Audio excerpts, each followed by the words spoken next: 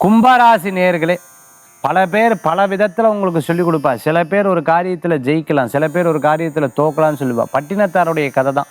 அவர் அப்படியே தலைமாட்டுக்கிட்டு அப்படி உட்காந்துட்டு இருப்பார், கை வச்சு படுத்துட்டு இருப்பார். ஒரு அம்மா வந்து சொல்லுவா, பாரடி சித்தர் எப்படி படுத்துட்டு இருக்கார் பத்தியா அப்படின்னு சொல்றாரு. எல்லாத்தையும் விட்டுட்டு வந்து படுத்துட்டு இருக்கார் அப்படின்னு சொல்லுவா.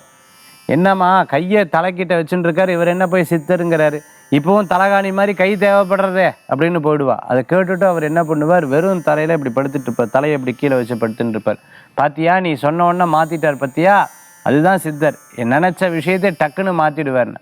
போற வரவங்கெல்லாம் என்ன பேசுறாங்கன்னு சொல்லி கேட்டுட்டு இருக்கார், இவரை போய் சித்தர்ன்னு சொல்றியே அப்படின்னு ஒன்ன எந்திரிச்சு உட்காந்து அழுவார். சிவபெருமானே இன்னும் எனக்கு சோதனைகள் உண்டா அப்படின்னு சொல்லி, இன்னும் எத்தனை நாள் பிறக்கும் என் ஞானத்திற்குன்னு கேட்பார். அந்த மாதிரி பட்டினத்தார் கதை மாதிரி தான். சில விஷயங்களில் குழப்பங்கள் ஏற்படும், சில விஷயங்களில் தெள்ள தெளிவாக இருப்பேன். சில விஷயங்கள் சில பேர் இப்படி பேசுவா அப்படி பேசுவா, 4 பேர் 4 விதத்தில் சொல்லுவா. காதிலேயே வாங்காதீங்க. உங்கள் மனசில் என்ன தோன்றது, இது சரின்னு படுது, அதை அப்படியே ப்ரொசீட் பண்ணால் உங்களுக்கு சக்ஸஸ் ஏற்படக்கூடிய சூழ்நிலைகள் வரும். சில நேரங்களில் பூரட்டாதி நட்சத்திரத்தில் இருக்கிறவங்களுக்கு பாதிப்புகள் இன்றைய தினத்தில் உண்டு.